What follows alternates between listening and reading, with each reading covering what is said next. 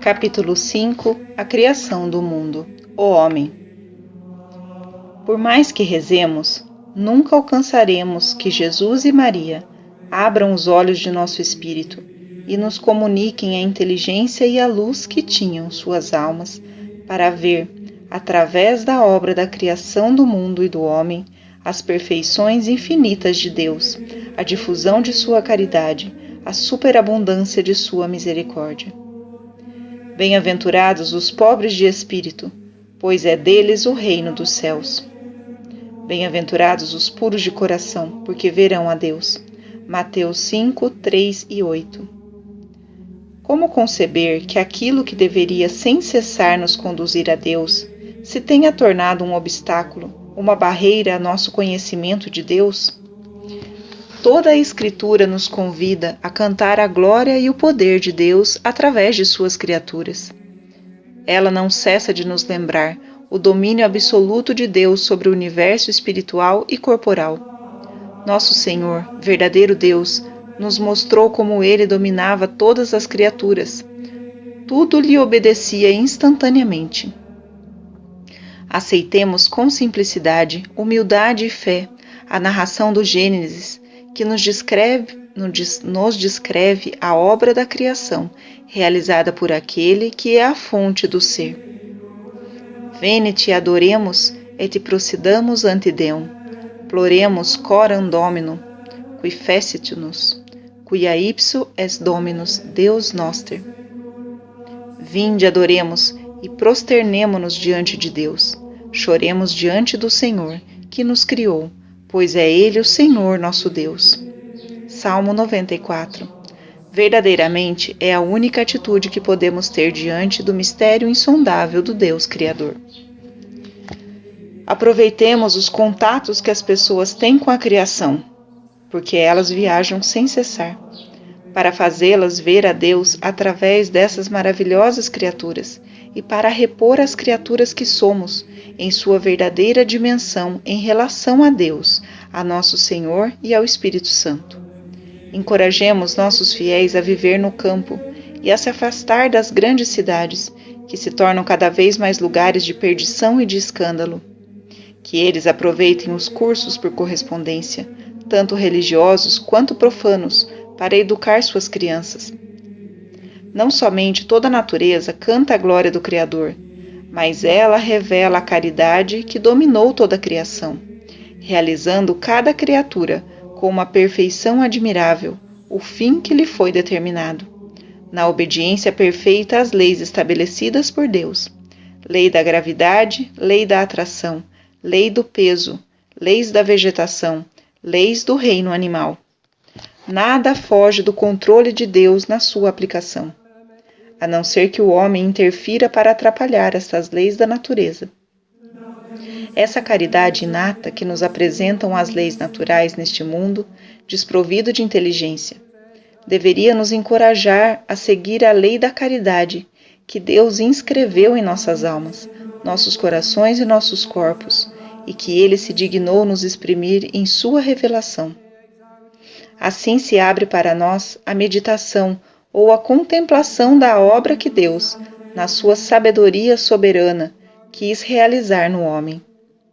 Esta obra é feita, sem dúvida, da harmonia entre o mundo material e o mundo espiritual, mas também de contrastes, contrariamente à criação de puros espíritos que são os anjos. Esta união dos dois mundos em pessoas, espírito e corpo, é também para eles fonte de ação de graças pelos dons extraordinários da natureza espiritual. Além disso, ornada de dons sobrenaturais, mas também uma fonte de humildade, logo de humilhação para os espíritos aprisionados nesse envelope corporal e dependente dos corpos, em todas as coisas para o conhecimento e a realização da vontade de Deus.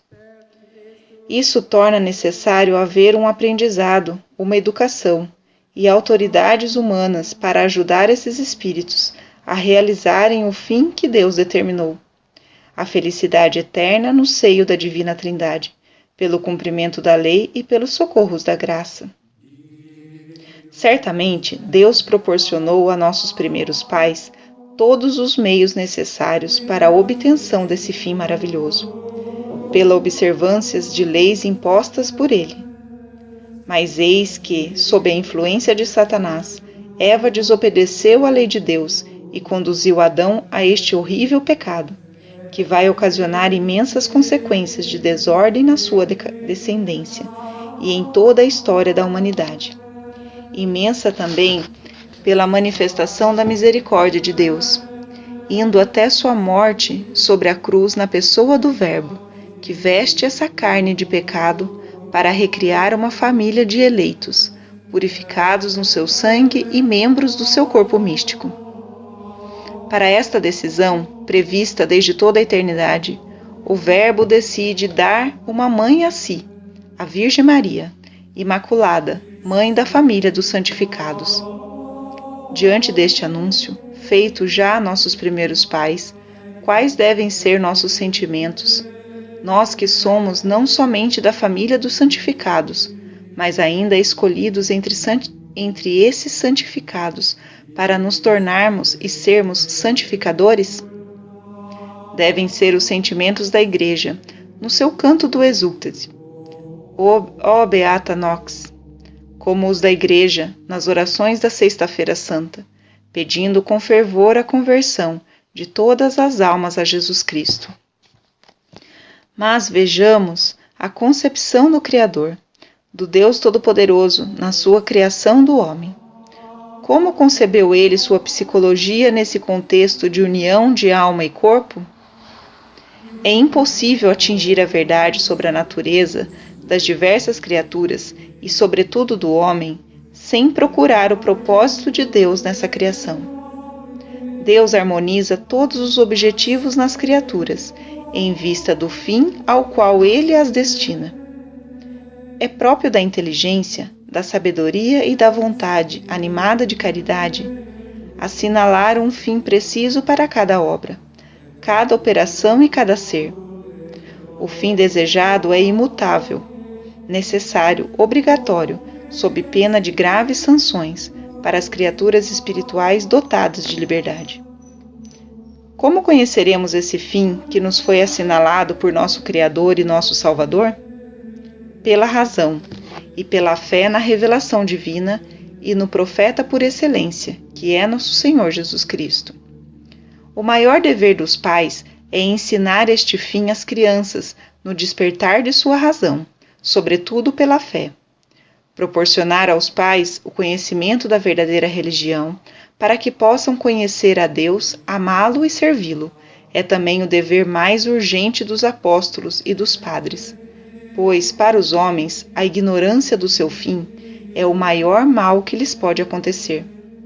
Se eles não conhecem seu fim, utilizarão mal os meios que Deus põe à sua disposição para a obtenção deste fim. Farão mau emprego de suas faculdades e, sobretudo, de sua liberdade, viverão no pecado e se destinarão ao inferno. Sob a influência de Satanás, suas inteligências inventarão falsas religiões, com leis e costumes contrários à lei divina. O dinamismo da caridade, que Deus depositou na sua natureza, será ordenado a falsos bens. A Sagrada Escritura nos instrui abundantemente sobre os homens pecadores. Este dinamismo da caridade posto em nós não é nada mais do que o sopro do Espírito Santo, quando este dinamismo é orientado para o seu verdadeiro fim. Então todas as faculdades corporais e espirituais desabrocham sobre a influência divina da lei e da graça. As diversas faculdades adquirem hábitos que chamamos virtudes. Os homens se tornam virtuosos em imagem de nosso Senhor e da Virgem Maria. Eles se santificam e impregnam todos os seus pensamentos e suas ações do espírito de fé e de caridade. Assim aparece o princípio fundamental da moral humana. Como realizar um bom uso da liberdade nos atos humanos, isto é, nos atos conscientes, responsáveis, livres e meritórios. O estudo da moral pode ser visto como conformidade à lei, ou ainda como a vida da graça pelas virtudes, pelos dons do Espírito Santo, as bem-aventuranças, os frutos do Espírito Santo. Os catecismos, em geral, consideram a moral como conformidade à lei, quando estudam os mandamentos de Deus e da Igreja. Falam, então, ocasionalmente da caridade e das virtudes, mas só de passagem, o que também acontece com muitos livros de teologia moral. Santo Tomás preferiu o estudo das virtudes de maneira aprofundada, ligando os mandamentos às virtudes. As razões desta escolha estão desenvolvidas no comentário ao prólogo da Secunda Secunde, feito pelo Padre Bernard, O.P. Os motivos são muito sugestivos. Com efeito, a aquisição das virtudes se apresenta à alma como um magnífico ideal a seguir, desabrochando, enriquecendo, obra de santificação, com a ajuda do Espírito Santo, para atingir um fim determinado, cumprir na obediência à vontade de Deus a obra de caridade, para com Deus e para com o próximo, que nos é determinada, e merecer assim a vida eterna. Esse modo de estudar a vida moral e espiritual suscita, por si mesmo, o combate espiritual contra o pecado, contra todas as influências maléficas do mundo e do demônio. Coloca-nos nesse estado de vigilância, tão recomendado por nosso Senhor. Orate et vigilate. Mateus 26, 41. Vigiai, pois, porque não sabeis o dia nem a hora. Mateus 25, 13. No trabalho de direção espiritual, é mais animador incitar a aquisição de virtudes e, portanto, evitar os vícios, do que defender a aplicação da lei. A aplicação da lei é, contudo, absolutamente necessária para bem orientar o exercício de nossa liberdade. Querer definir a liberdade e seu domínio, fazendo abstração de nosso fim e das leis estabelecidas por Deus e pelas autoridades legítimas, com vistas a esse fim, é uma impostura e o estabelecimento do princípio revolucionário na consciência humana. É o princípio do liberalismo, do racionalismo, fazendo da liberdade e da razão valores absolutos e não essencialmente relativos ao plano divino da providência. Bem-aventurados os que têm fome e sede de justiça, porque serão saciados. Mateus 5, 6. Quer dizer, aqueles que têm fome e sede de santidade. A santidade se realiza pelo exercício de todas as virtudes, virtudes teologais que não têm limite. Crer em Deus, amar a Deus, esperar em Deus, podem crescer indefinidamente sem medida. A medida do amor de Deus é amá-lo sem medida. É este o objeto do primeiro mandamento. As virtudes morais naturais e mesmo sobrenaturais são suscetíveis de medida. Isto porque a virtude da prudência intervém com o dom do conselho, para medir o justo emprego destas virtudes, de justiça, de força e de temperança, no cumprimento da vontade de Deus. Non plus sapere, com oportet sapere. Que não saibam mais do que convém saber. Romanos 12, 3. As virtudes sobrenaturais poderão levar a atos heróicos, como o martírio, que é o ato por excelência da virtude da força. Poderia parecer que a virtude de religião, anexa à virtude de justiça, não estivesse sob o controle da prudência. Entretanto, esta virtude regula os atos exteriores do culto e nisto poderia haver excessos. É evidente que a virtude interior de devoção, como a caridade, não tem medida, mas se ela incitar a uma multiplicação exagerada de atos e manifestações exteriores de devoção desordenada, conviria torná-la objeto de certa medida. O leitor poderá se referir a Santo Tomás e aos autores aprovados para o estudo detalhado de cada virtude, de cada dom do Espírito Santo e dos vícios correspondentes. Isso será muito útil, em particular para nos corrigir das faltas que nos são habituais. O estudo das virtudes é uma fonte preciosa de santificação. Mas nada será tão eficaz nesse domínio do que a contemplação de Jesus e de Jesus crucificado. Por isso temos pressa de nos acharmos junto dele, de aprender com ele o horror ao pecado e de receber de seu coração transpassado a efusão do Espírito de amor, a ressurreição de nossas almas e os meios de permanecermos cristãos, participantes de sua vida divina. Divine Consortes Naturae. 2 Pedro 1,4. Prática da virtude de religião, elo essencial entre a vida santa e a vida de oração. Sanctus, Sanctus, Sanctus, Dominus Deus Sabaoth. Se Deus é a própria santidade, se cantamos de nosso Senhor que Ele é o único santo, tu solus santus, é que de Deus vem a fonte de toda a santidade, e que é na medida em que nos unimos a Deus e a nosso Senhor que seremos santos. Como se realizará concretamente essa união com Deus? Sob a influência da graça do Espírito Santo.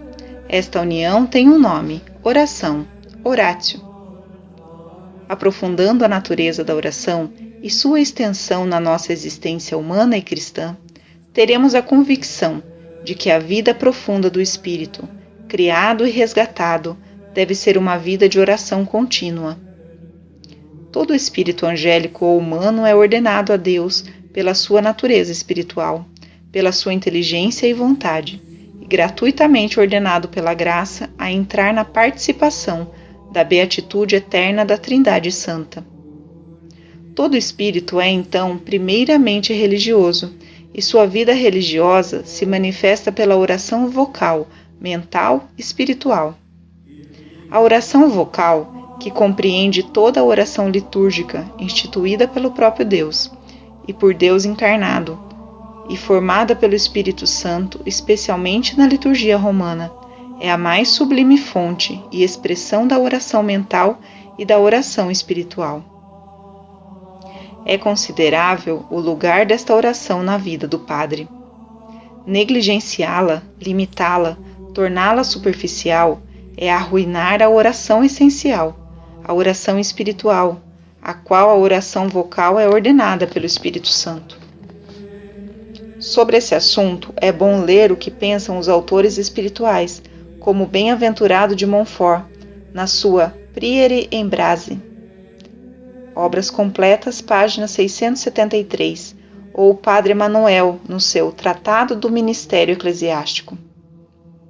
Ou Dom Mármio, no seu O Cristo Ideal do Monge. Capítulo 13, a oração monástica. Este capítulo é admirável e santificaria todas as orações, se esses maravilhosos conselhos fossem vividos. E, finalmente, Dom Chartot, no seu A Alma de Todo Apostolado, página 199, a oração, elemento indispensável da vida interior. Todos os santos praticaram a vida de oração, que é, ao mesmo tempo, efeito e causa de santidade. Muitos escreveram sobre esse assunto, em particular Santa Teresa d'Ávila e São Francisco de Sales. É que eles tinham uma concepção muito ampla desta vida de oração, que atinge a vontade e o coração, e que realiza, assim, o fim pelo qual Deus nos criou e resgatou. Adorar a Deus numa oferta total de nós mesmos, a exemplo de nosso Senhor, vindo a este mundo e dizendo ao Pai: Et venio ut faciam voluntatem tua. Eis que venho para fazer a vossa vontade. Salmo 39. A concepção da oração, que se limitasse à oração vocal ou mental, seria desastrosa, já que a oração deve envolver todo o nosso ser, como a oração dos anjos e dos eleitos do céu. Não se pode separar os pedidos do Pai Nosso. Os 3 primeiros pedidos são ligados indissoluvelmente. Não se pode separar o primeiro mandamento de Deus dos outros mandamentos. Ignem veni mitter in terram, et quid volo nisi et ascendatur. Eu vim trazer fogo à terra, do amor divino. E o que quero eu, senão que ele se acenda? Lucas 12, 49. O fogo é o Espírito Santo. o espírito de caridade que enche a Santíssima Trindade e que criou os espíritos para os abrasar dessa caridade. Esse fogo é a oração da alma inteira, adorando o seu Criador e Redentor, abandonando-se à sua vontade, seguindo a Jesus crucificado, oferecendo sua vida num impulso de caridade para com seu Pai e para salvar as almas. Daí o porta-te semper orare. Se essa oração cessasse, significaria que o Espírito Santo nos abandonou. Possamos viver esta oração ardente da vontade e do coração de uma maneira constante, mesmo nas ocupações do apostolado, que jamais nos devem absorver ao ponto de impedir nossa vontade e nosso coração de ser de Deus. Possa nosso apostolado ser um alimento deste oferecimento a Deus. Se essa atitude profunda de nossa alma for conforme a sua natureza e a graça, porá nela um desejo de silêncio e de contemplação, que se realizará nos exercícios de piedade, tanto em comum quanto privados. Nossa vida espiritual aí achará sua unidade, sua perenidade, sua paz verdadeiramente cristã. Estas breves considerações abrem largos horizontes sobre a realização da vontade divina na nossa vida cotidiana, marcando-a para este programa de santificação, que será a base de nossa vida sacerdotal. Assim como Ele mesmo nos escolheu antes da criação do mundo para sermos santos. Efésios 1:4. O jovem seminarista que entra no seminário deve esforçar-se para penetrar com toda a alma nessa vida de preces, de orações, que o levem a nosso Senhor e a Santíssima Trindade sem reservas. Pondo sua inteligência na dependência da revelação que ilumina para nós o Mysterium Christi, pela virtude da obediência da fé. Redigere omni intellectum in obsequium Christi, reduzindo a sujeição, todo entendimento, na obediência a Cristo. 2 Coríntios 10:5. Submetendo sua vontade e toda a sua alma ao domínio da caridade do Espírito Santo, a imitação de Jesus Cristo, na obediência à lei da caridade, expressa pelo Decálogo, e especialmente pelo seu primeiro mandamento e pelo sermão da montanha de nosso Senhor Jesus Cristo. Mateus 5:7. Deste modo, toda a sua alma será animada pela virtude da religião, virtude natural e sobrenatural, unida ao sacrifício de nosso Senhor, renovado e continuado sobre o altar. Estará assim nas melhores disposições para escalar as etapas da santificação, fim querido por Deus Criador e Redentor e expresso nos 3 primeiros pedidos do Pai Nosso. Capítulo 6. Jesus Cristo, por quem se realiza o retorno do homem a Deus. O mistério de Jesus Cristo é tão profundo, tão extraordinário, que pareceria mais natural adorá-lo em silêncio, sem dele nada dizer, pois podemos temer com razão que nossas palavras, como nossos pensamentos, sejam pouco eficientes para exprimir todas as riquezas contidas neste santuário inefável que é Jesus Cristo. São Paulo pensa assim: orando ao mesmo tempo também por nós, para que Deus nos abra a porta da palavra, para anunciarmos o mistério de Cristo, para que eu o manifeste, como me cumpre falar dele. Colossenses 4:3. As descrições de São Paulo a respeito de nosso Senhor são maravilhosas e nos incitam a fazer de Jesus Cristo nossa vida. Mihi vivere Christus est. Viver para mim é Cristo, e a nos tornarmos cada vez mais cristãos. Ele é a imagem de Deus invisível, o primogênito de toda criatura, porque nele foram criadas todas as coisas nos céus e na terra, as visíveis e as invisíveis, quer sejam os tronos, quer as dominações, quer os principados, quer as potestades. Tudo foi criado por ele e para ele, e ele é antes de todas as coisas, e todas as coisas subsistem por ele. Colossenses 1:15-17. Essa presença de Deus encarnado na história da humanidade só pode ser o centro dessa história, como seu sol, para onde tudo caminha e de onde tudo vem. E se pensamos e cremos que este mistério da encarnação é todo relativo ao mistério da redenção, então é evidente que, sem Jesus Cristo, não há salvação possível. Qualquer ato, qualquer pensamento que não seja cristão é sem valor salvífico, sem mérito para a salvação. Para tentar situar este mistério, reproduzimos a bela página do Reverendo Padre Pegues, no seu Catecismo de Santo Tomás de Aquino, quando aborda a terceira parte da Suma Teológica, que nos põe em contato com o mistério de Jesus Cristo, ou a via de retorno do homem a Deus. O que se entende por mistério de Jesus Cristo ou do Verbo feito carne? Entendo o fato, absolutamente incompreensível para nós nesta terra, da segunda pessoa da Santíssima Trindade, o Verbo ou Filho único de Deus, que sendo por toda a eternidade com seu Pai e o Espírito Santo, o mesmo e único verdadeiro Deus, por quem todas as coisas foram criadas e que as governa como soberano mestre, veio no tempo sobre nossa terra pela encarnação, no seio da Virgem Maria, de quem ele nasceu. Viveu nossa vida mortal. Evangelizou o povo judeu da Palestina, ao qual era pessoalmente enviado por seu pai. Foi menosprezado por esse povo, traído e entregue ao governador romano Pôncio Pilatos, condenado e posto para morrer em uma cruz. Foi sepultado, desceu aos infernos, ressuscitou de entre os mortos ao terceiro dia, subiu ao céu 40 dias depois. Está sentado à direita de Deus Pai, de onde governa a sua igreja, estabelecida por ele sobre a terra, a qual ele enviou seu Espírito, que é também o Espírito do Pai, santificando esta igreja pelos sacramentos de sua graça e preparando-a para a sua segunda vinda no fim dos tempos, quando julgará os vivos e os mortos, fazendo sair estes de seus túmulos para estabelecer a separação definitiva dos bons, que levará ao reino de seu Pai, onde lhes assegurará a vida eterna, e a dos maus, que ele expulsará, malditos por ele e condenados ao suplício do fogo eterno.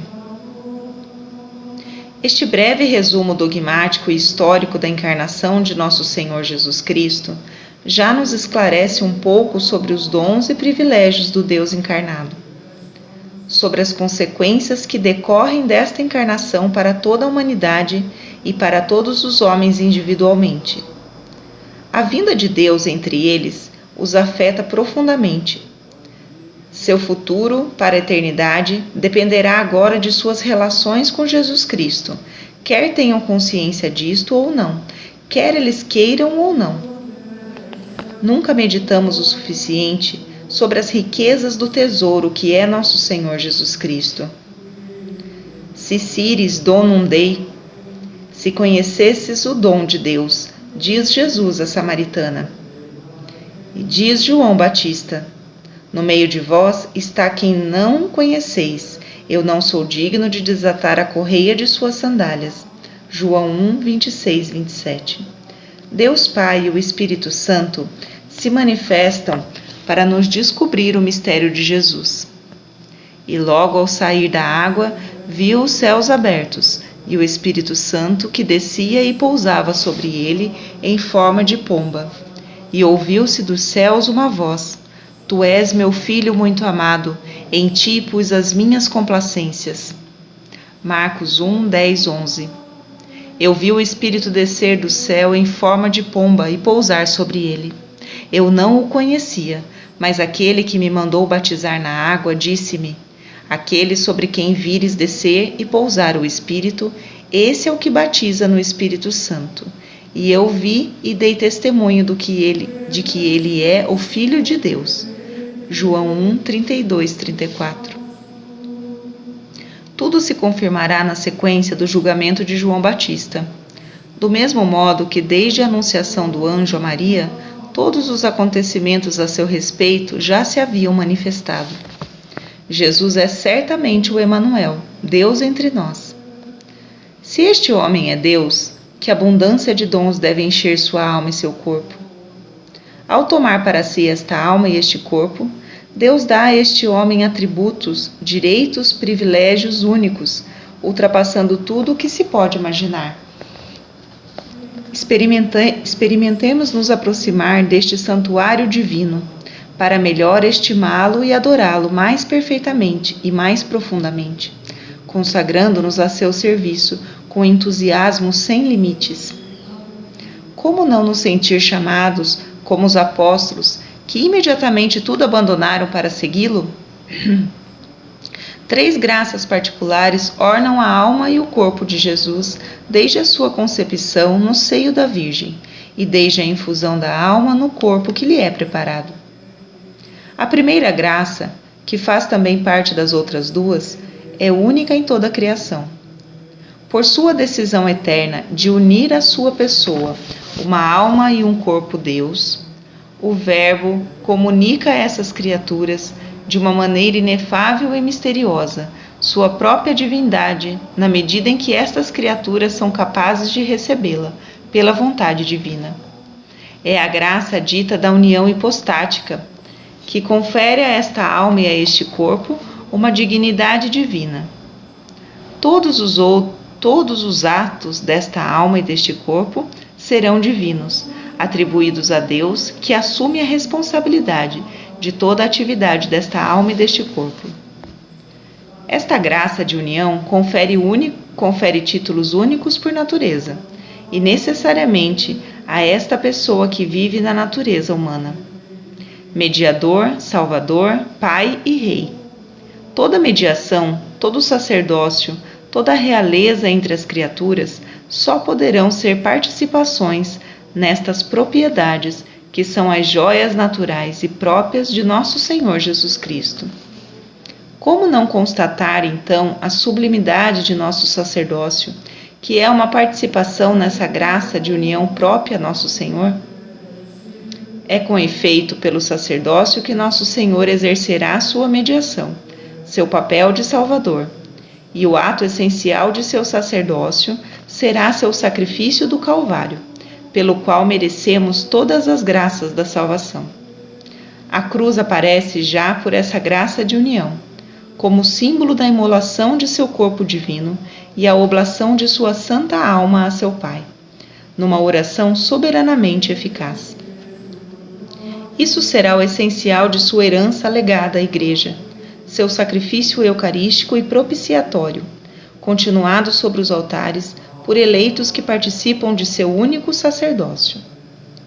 Possam os seminaristas, os padres e os bispos encontrar a compreensão de seu sacerdócio nestas poucas verdades fundamentais sobre a graça da união em nosso Senhor, estimar o seu justo valor e a sublimidade da herança que lhes é legada, que deve ser a fonte de sua santificação e de seu apostolado. O ato de sacrifício. Como o sacrifício é o ato constitutivo do sacramento da Eucaristia, a vida de Cristo Padre e vítima deve ser a vida interior do Padre e também a vida de seu ministério, dar Jesus às almas. Esta união indissolúvel do sacrifício e do sacramento, que em sua sabedoria quis o Verbo encarnado, é precisamente o que os protestantes rejeitam e que os inovadores do Vaticano II fizeram praticamente desaparecer pelo ecumenismo.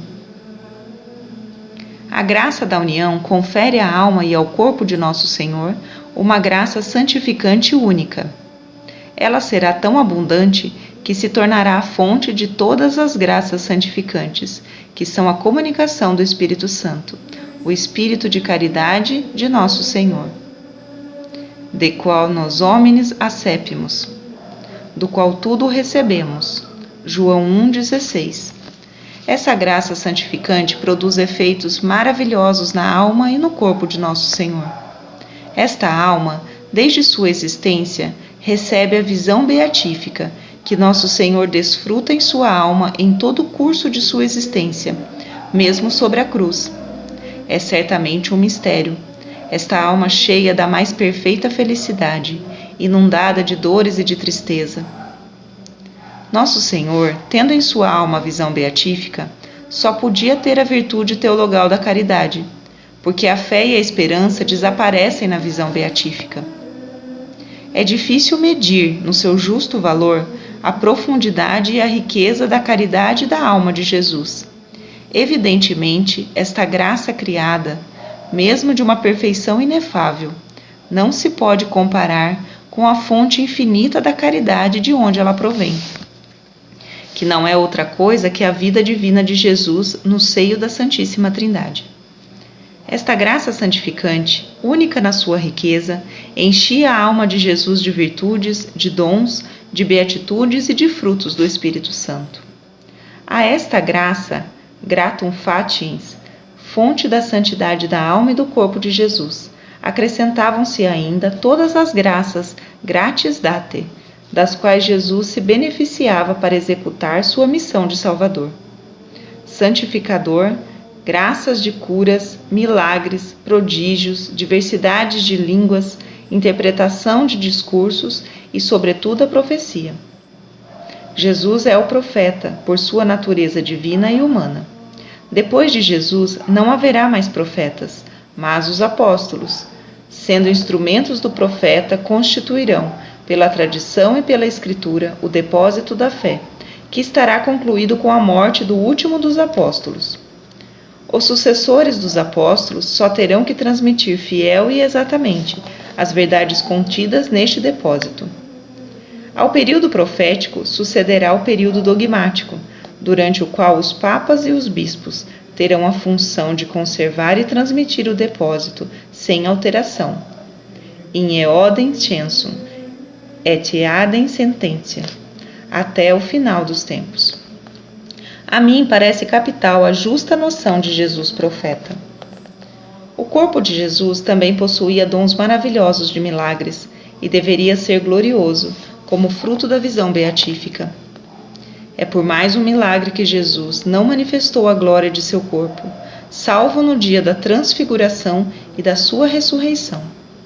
Todo o Evangelho manifesta o poder do corpo de Jesus. Mesmo na sepultura, seu corpo incorruptível permanece unido ao Verbo, que lhe devolveu a alma e o ressuscitou.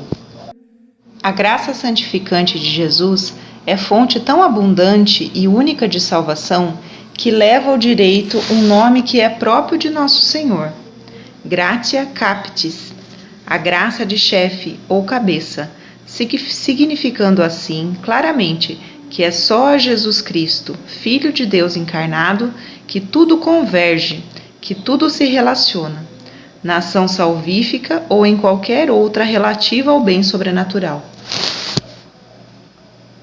Non est in alio aliquis salus.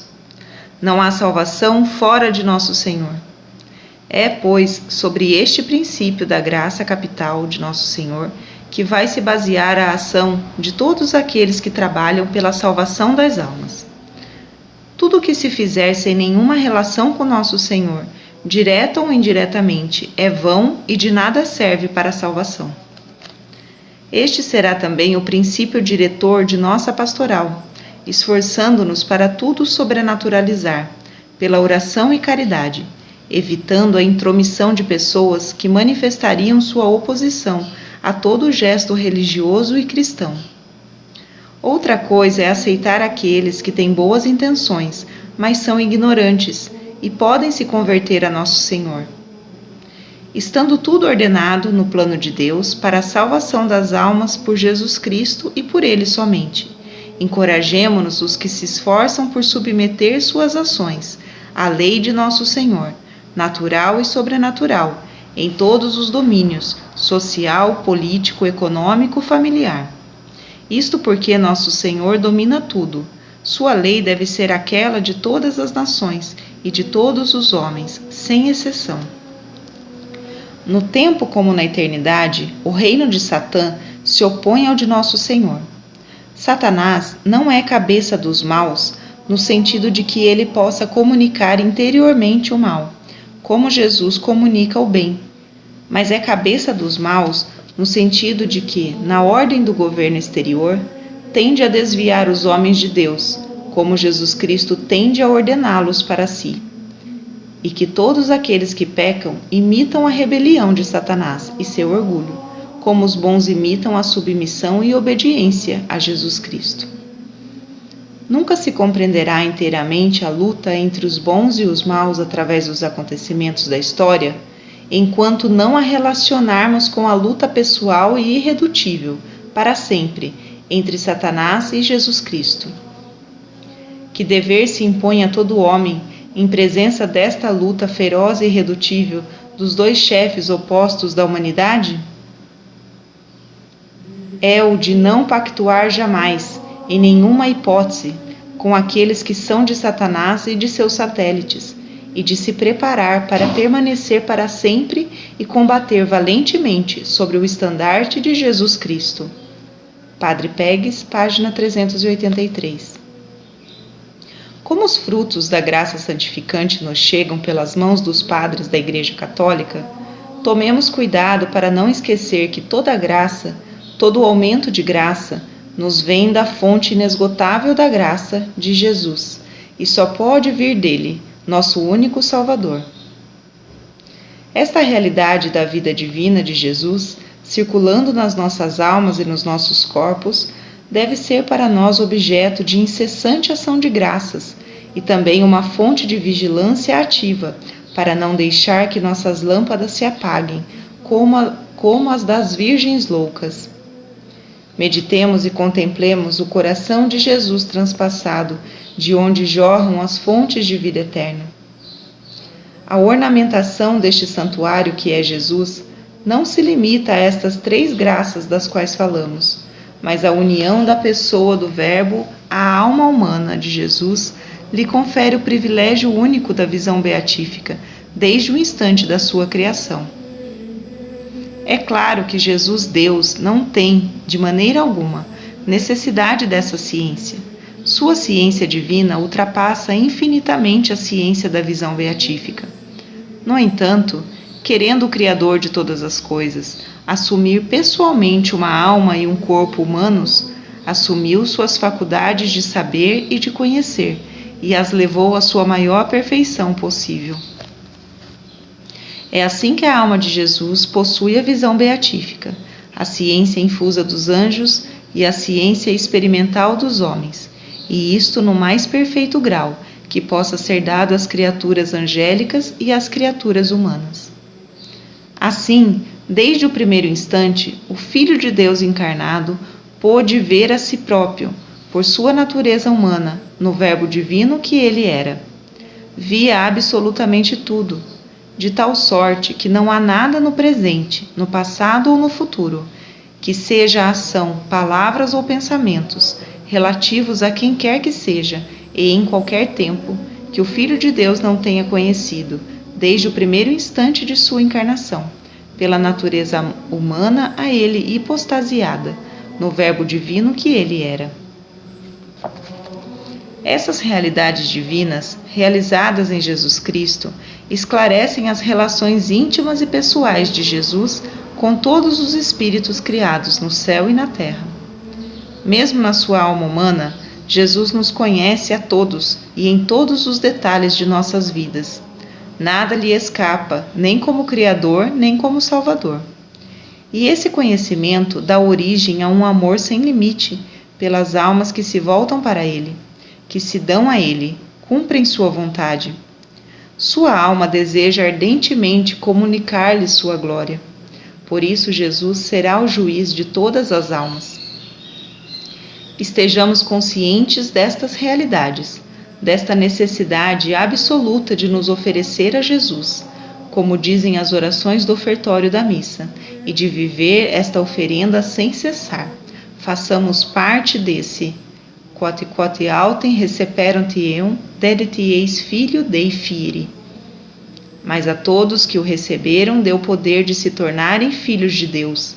João 1:12. Estas poucas palavras são preponderantes na história das almas.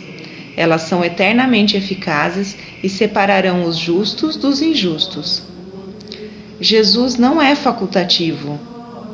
Qui non est mecum, contra me est. Quem não é comigo é contra mim. Mateus 12:30. Eis o erro fundamental da liberdade religiosa e do ecumenismo. As consequências da união do Verbo de Deus, do próprio Deus, com uma alma e um corpo humano, além das que acabamos de mencionar nas últimas páginas, são tais que fazem verdadeiramente desta criatura humana um sujeito único no seu gênero, mais divino do que humano, mais espiritual do que corporal, como toda a vida de nosso Senhor vai provar. Ele vive mais no céu do que sobre a terra, pois ele é o céu. Sua pessoa tem todo o poder sobre sua alma e seu corpo, podendo até separá-los e reuni-los, como e quando quiser. Sua glória, seu poder, sua santidade, sua sabedoria, a permanência na missão eterna que vem do Pai, na realização exata de sua missão temporal de Salvador. Tudo isto transparece na sua vida, nos seus atos, nas suas palavras. É isto que Santo Tomás vai desvendar em detalhes, estudando todas as etapas da vida de Jesus e de seus mistérios até a ascensão. Esta meditação da vida de Jesus, em todos os seus aspectos, nos situa pouco a pouco no ambiente do real e nos tira do ambiente habitual de ilusão no qual vivemos sem nos dar conta.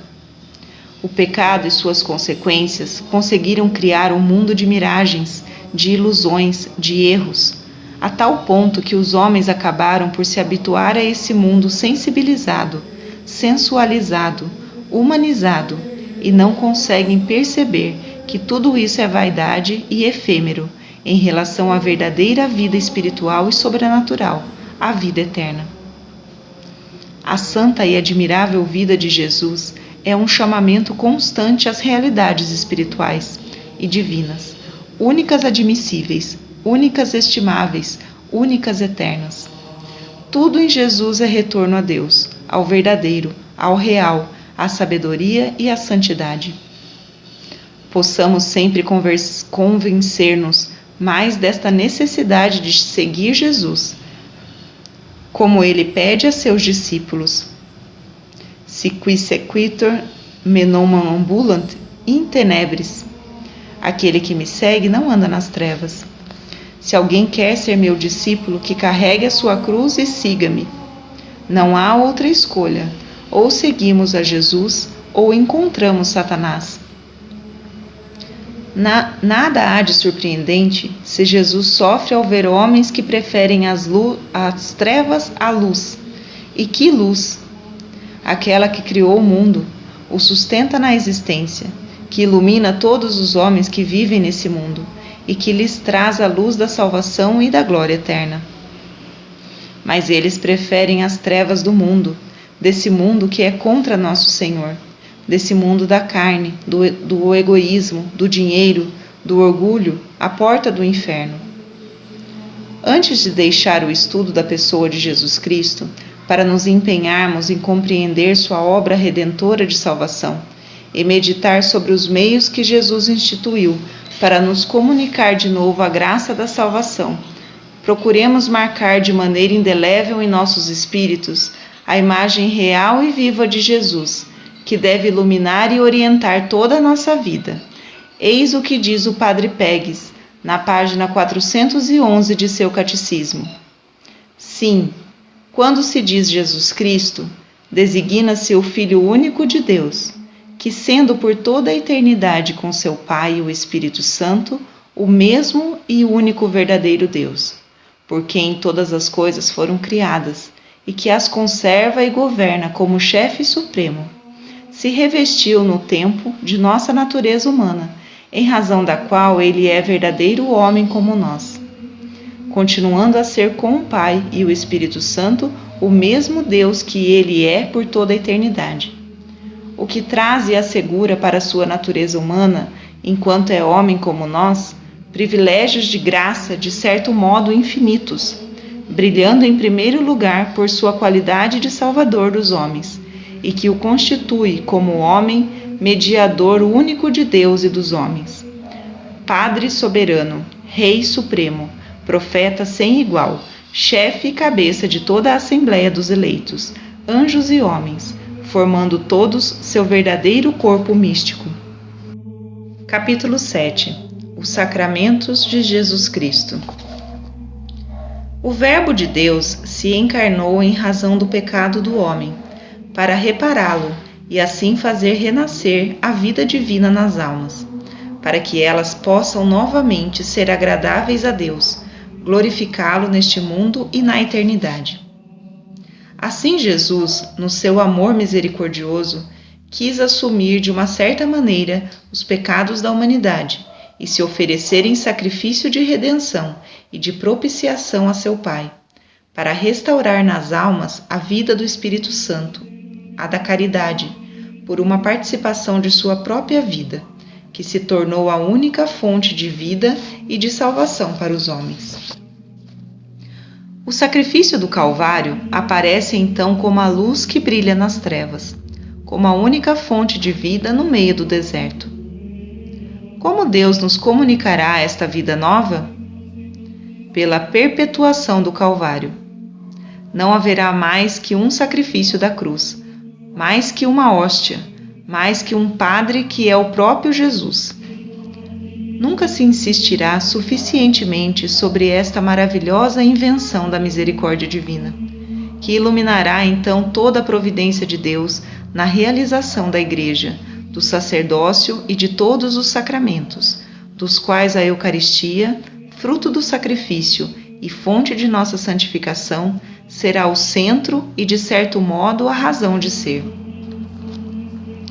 De todos os sacramentos, qual é o maior e, de certo modo, o mais importante, ou aquele ao qual todos os outros são ordenados e onde todos os outros terminam?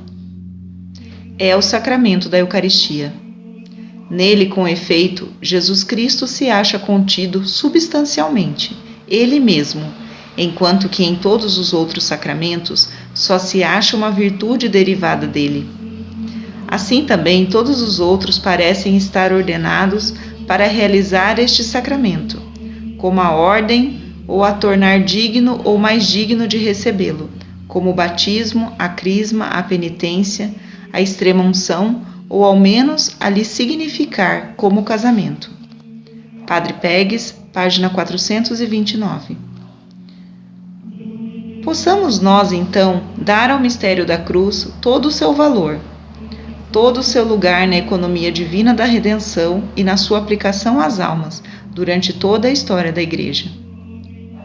É preciso reconhecer que não se dá sempre a devida importância, mesmo no ensinamento da Igreja e nos catecismos, ao sacrifício da cruz, se perpetuando sobre nossos altares. Tem-se a tendência a dar todo lugar à Eucaristia e só fazer uma alusão acidental ao sacrifício da cruz. Isto representa um grande perigo para a fé dos fiéis, sobretudo diante dos ataques virulentos dos protestantes contra o sacrifício. O demônio não se engana quando se esforça a destruir o sacrifício. Ele sabe que ataca a obra de Nosso Senhor no centro vital e que todo desprezo a este sacrifício acarreta a ruína de todo o catolicismo em todos os domínios. A ação que ele encaminha desde o Vaticano II é reveladora e obriga aqueles que querem permanecer católicos a defender corajosamente o sacrifício da missa e o sacerdócio, tal qual Nosso Senhor os instituiu. Tanto para a vida espiritual dos padres como para a fé dos fiéis, é essencial esclarecer nossa fé e nossa inteligência do ato. Querido pela sabedoria divina, que fez reviver espiritualmente e sobrenaturalmente a humanidade. Este ato é a razão da encarnação, a realização da redenção, aquele que glorifica infinitamente a Deus e abre as portas do céu à humanidade pecadora. É o sacrifício do Calvário. É espantosa a insistência de Nosso Senhor, durante toda a sua vida terrestre, em falar sobre sua hora. Desiderio desideravi, diz Nosso Senhor. Eu desejei, com grande vontade, essa hora de minha imolação. Jesus pensava na cruz.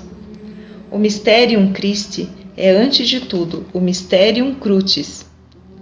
Isto porque, nos desígnios da infinita sabedoria de Deus, para a realização da redenção, da nova criação, da renovação da humanidade, a cruz de Jesus é a solução perfeita, total, definitiva, eterna, pela qual tudo será resolvido. É sobre esta relação de cada alma com Jesus crucificado que o julgamento de Deus será aplicado. Se a alma está numa relação viva com Jesus crucificado, então ela se prepara para a vida eterna e já participa da glória de Jesus pela presença do Espírito Santo nela. É a própria vida do corpo místico de Jesus. Se alguém não permanecer em mim, será lançado fora, como galho, e secará. E enfaixá-lo-ão e o lançarão no fogo, e arderá. João 15, 6. Para nossa justificação, para nossa santificação, Jesus organizará tudo em torno desta fonte de vida, que é o sacrifício do Calvário. Ele funda a Igreja, transmite seu sacerdócio, institui os sacramentos para tornar as almas participantes dos méritos infinitos do Calvário. São Paulo não hesita em dizer: porque julguei que não devia saber coisa alguma entre vós, para vos pregar, senão a Jesus Cristo e este crucificado. 1 Coríntios 2, 2. Ora, este sacrifício do Calvário, sobre nossos altares, se torna o sacrifício da missa, que ao mesmo tempo em que se realiza o sacrifício da cruz, realiza também o sacrifício da Eucaristia, que nos torna participantes da divina vítima, Jesus crucificado. É, pois, em torno do sacrifício da missa que se organiza a Igreja, corpo místico de Nosso Senhor. Em torno do sacrifício da missa viverá o sacerdote para edificar este corpo místico. Pela pregação ele atrairá as almas para se purificarem nas águas do batismo e se tornarem dignas de participar do sacrifício eucarístico de Jesus, comunhão da divina vítima, e assim sempre se unir mais à Trindade Santa, inaugurando já aqui embaixo a vida celeste e eterna. É da cruz também que a graça do casamento, recebida no sacrifício da missa, construirá a cristandade, ou o reino social de Jesus crucificado, na família e na sociedade. A cristandade é a sociedade vivendo à sombra da cruz, da igreja paroquial em forma de cruz, com a cruz na torre, abrigando o altar do Calvário renovado constantemente, onde as almas nascem para a graça e se mantêm pelo ministério dos padres, que são outros Cristos. A cristandade é o lugarejo, são as vilas, as cidades, o país, que a imitação do Cristo na cruz cumprem a lei do amor sobre a influência da vida cristã da graça. A cristandade é o reino de Jesus. As autoridades desta cristandade se dizem tenentes de Jesus Cristo, encarregados de fazer aplicar sua lei, de proteger a fé em Jesus Cristo e de ajudar por todos os meios seu desenvolvimento, sempre de acordo com a Igreja. Realmente pode-se dizer que todas as coisas boas da cristandade vêm da cruz de Jesus e de Jesus crucificado. É uma ressurreição da humanidade decaída, graças à virtude do sangue de Jesus Cristo. Este programa maravilhoso, elaborado pela sabedoria eterna de Deus, não se poderia realizar sem o sacerdócio, do qual a graça particular é a de perpetuar o único sacrifício do Calvário, fonte de vida, de redenção, de santificação e de glorificação. O brilho da graça sacerdotal é o brilho da cruz. O Padre está então no coração da renovação merecida por Nosso Senhor. Sua influência será determinante sobre as almas e a sociedade. Um padre iluminado por sua fé e cheio de virtudes e de dons do Espírito Jesus pode converter numerosas almas a Jesus Cristo, suscitar muitas vocações, transformar uma sociedade pagã em sociedade cristã. É evidente que o papel do bispo, ele que é o padre completo, poderá ser considerável para a multiplicação de verdadeiros padres, o encorajamento de vocações religiosas, a realização de instituições cristãs para a vitalidade da cristandade e o crescimento do reino universal de Nosso Senhor. Aos bispos compete conservar uma fé sem falhas e sem compromissos em virtude da cruz de Jesus, única fonte de salvação. e não se curvar à imagem do mundo na procura de meios humanos, que se dizem mais eficazes para o apostolado, pois haveria aí um sinal de perda de sua fé em Jesus Cristo. É precisamente a isto que assistimos há muitas décadas e que determina a autodemolição da Igreja, conforme as palavras de Paulo VI, ele mesmo colaborador decisivo desta autodemolição. É Israel abandonando Yahvé, o único verdadeiro Deus, para prevaricar com os falsos deuses das tribos vizinhas, onde pegam as meninas como mulheres e adotam seus deuses. Israel acabará sendo oficialmente deicida, mas sua glória virá de uma virgem de Judá, predestinada a ser mãe de Deus e a mãe do novo Israel. Assim, apesar das promessas de nosso Senhor, que em verdade não cessam de se realizar, a maior parte das autoridades da Igreja prevaricam com os falsos deuses modernos, pelo ecumenismo. Esses falsos deuses modernos não são somente as falsas religiões, mas também as falsas ideologias divinizadas, a deusa razão, a deusa liberdade e os deuses democracia, socialismo e comunismo. Deus Jesus Cristo, Igreja Católica, o santo sacrifício da cruz e da missa, o verdadeiro sacerdócio católico, não são ecumenistas, porque proclamam um verdadeiro credo e praticam uma lei anti-ecumênica. Eles trabalham no reino universal do Rei dos Reis, Jesus Cristo crucificado. Há um só Senhor, uma só fé, um só batismo. Efésios 4, 5. A este propósito, já que falamos rapidamente no sentido do sacramento, me parece oportuno voltar e falar sobre a importância dada por Nosso Senhor ao batismo da água e do Espírito. É por este batismo que Jesus pretende constituir o novo povo de Deus, destinado à terra prometida, à vida eterna. O fato de querer ser batizado por João Batista e que toda a significação do batismo da água e do Espírito tenham então se manifestado de um modo maravilhoso é absolutamente capital na obra da redenção. No seu batismo, toda a Trindade se manifesta. Ele, na sua natureza humana, o Espírito Santo sob a forma de uma pomba, e o Pai na voz que se faz ouvir, a fim de manifestar qual seria a forma deste sacramento.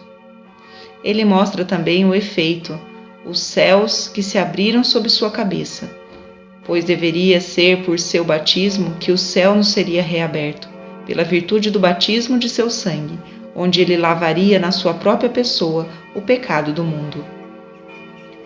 Santo Tomás. Assim se manifesta a universalidade da virtude da cruz, e pelo caráter impresso na alma, ela se torna apta a participar na Igreja do sacerdócio de Nosso Senhor, mas não de exercer atos hierárquicos ligados a este sacerdócio. Aqueles que receberam a graça do batismo e que levam para sempre seu caráter indelével, na medida em que são fiéis à graça de seu batismo, ultrapassam em dignidade e em excelência todo o conjunto de criaturas deixadas à sua própria natureza. Nosso Senhor quis que nos fosse relatada sua conversa com Nicodemos, no Evangelho de São João. Suas palavras são claras. Em verdade te digo, que não pode ver o reino de Deus, senão aquele que nascer de novo. Em verdade te digo, que quem não renascer por meio da água e do Espírito Santo não pode entrar no reino de Deus. É também a ordem solene de Nosso Senhor, no momento de sua subida ao céu. Envia os apóstolos em missão. Foi-me dado todo o poder no céu e na terra, e depois ensinai todas as gentes, batizando-as em nome do Pai e do Filho e do Espírito Santo. Marcos 28, 18, 19.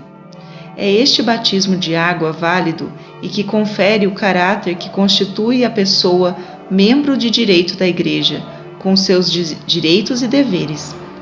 Mesmo se este batismo não confere a graça santificante, quer dizer, se ele não é frutuoso, como é o caso de certos protestantes que têm um batismo válido.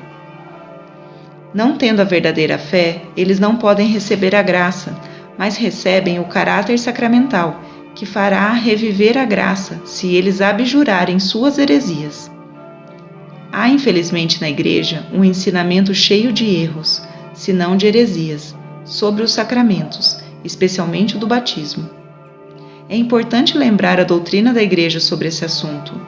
O novo rito do batismo foi influenciado por esses erros, especialmente no que concerne aos efeitos do batismo. A verdadeira doutrina do batismo corresponde bem ao espírito missionário que Nosso Senhor insuflou em seus apóstolos.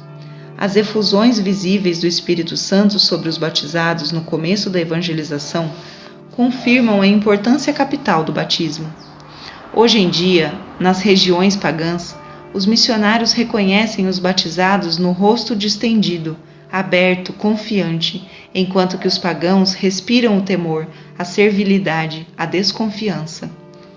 O sangue de Jesus, no qual os cristãos foram batizados, os chama para se unirem todos os domingos ao sacrifício de Jesus e cumprir assim o ato mais importante da virtude de religião, em união com Nosso Senhor e todo o seu corpo místico, na glória da Trindade Santa. Antes de encerrar estas poucas meditações sobre a Santa Missa e os sacramentos, parece útil considerar especialmente o sacramento da penitência, que em numerosas circunstâncias ocupa uma grande parte do tempo que o padre consagra ao apostolado. Visto a fraqueza das almas, os escândalos da sociedade corrompida, no meio da qual elas vivem, as quedas são frequentes. Nosso Senhor instituiu, na sua infinita misericórdia, uma segunda tábua de salvação.